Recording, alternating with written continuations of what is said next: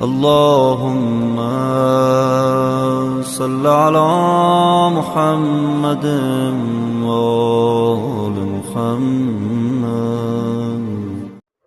اعوذ باللہ من الشیطان الرجیم. بسم اللہ الرحمن الرحیم. اللہم صل علی محمد وآل محمد. آج کا یہ میرا ویڈیو بنانے کا مقصد صرف اور صرف یہ ہے کہ میں احتجاج کی آواز بلند کر سکوں، اپنا نام مظلوم پارا چنار کے شیعوں کے حق میں آواز بلند کرنے والوں میں درج کروا سکوں. میں وہاں پر نہیں جا سکتا، میں وہاں پر وہ کام انجام نہیں دے سکتا جو وہاں کے غیور شیعہ جوان، بزرگ، بچے، خواتین جو وہاں پہ اس کام سر انجام دے رہے ہیں، جس طریقے سے جانوں کا نذرانہ پیش کرتے ہوئے دشمنان کو واصل جہنم بھی ساتھ ساتھ کر رہے ہیں. پروردگار ان کے حوصلوں میں، ان کے عزم میں پختگی عطا فرمائے، ان کی پروردگار مدد و نصرت فرمائے.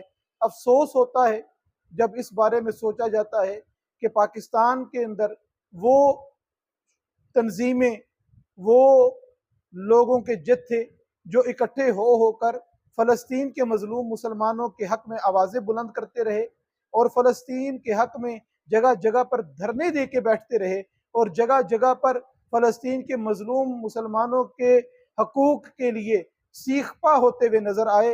فلسطین کے مظلوم جن کو نظر آ گئے، ان کو کیوں نظر نہیں آتا کہ یہ فلسطین نہیں، یہ پاکستان ہے، پاکستان کا حصہ ہے. پاکستان میں پارا چنار کے لوگوں کی سر تن سے جدا کیے جا رہے ہیں.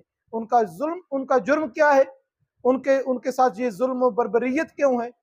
کہاں پر ہے ہمارا وہ تمام نظام حکومت، وہ لا کی صورتحال کہ اتنا بالا تر ہو چکا ہے دشمن کہ جب چاہتا ہے پارا چنار میں آ کے مظلوم مکتب تشیع پر حملہ کرتا ہے اور ان پہ ظلم کرتا ہے. یہاں پر کسی اونٹ کی کوئی ٹانگ اگر کاٹ دے تو پوری دنیا میں کوہرام مچ جاتا ہے، پورا سوشل میڈیا پہ ہنگامہ برپا ہو جاتا ہے کہ کسی نے اونٹ کی ٹانگ کاٹ دی ہے، اب وہاں سے ٹانگ آئے گی، وہ لگائے گا، وہاں پر لگے گی. مگر اتنے بے حس قوم ہے، مجھے یقین نہیں ان کے یہ ویڈیوز پر، ان کے اونٹ کی ہمدردی پر آواز بلند کرنے والوں پر یہ ڈرامے کرتے ہیں. یہ اپنی ریٹنگ کو بڑھانے کے لیے، یہ اپنے آپ کو مسلمان ثابت کرنے کے لیے کہ وہ قربانی کا جانور تھا.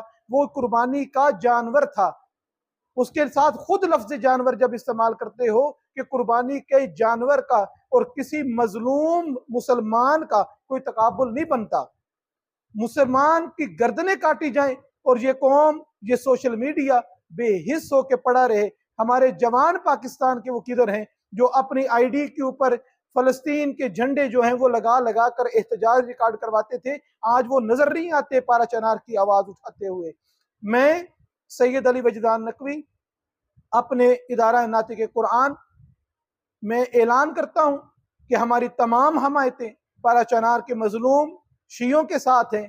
ان کے ہر اقدام کا ہم دفاع کریں. ان کے پاکستان میں جہاں پر بھی آواز بلند جائے گی، ہمارا ادارہ ناطق قرآن کی حمایت میں آواز کا. پروردگار دعا ہے کہ جو وہاں ہوئے ہیں، راہ حضرت میں حسین علیہ پر چلے ہیں، راہ علی اکبر علیہ پہ چلے ہیں، اور جو وہاں پہ ظلم کر رہے ہیں، پروردگارہ ان کا حشر یزید اور یزید کے ساتھیوں والا فرما. ہم دعا گو ہیں، پروردگار پارا چنار کے غیور لوگوں کی مدد و نصرت فرما اور ہم سب کو حق کے لیے آواز بلند کرنے اور باطل کے مخالف میں آواز اٹھانے کی توفیق عطا فرمائے. وما علینا الا البلاغ المبین.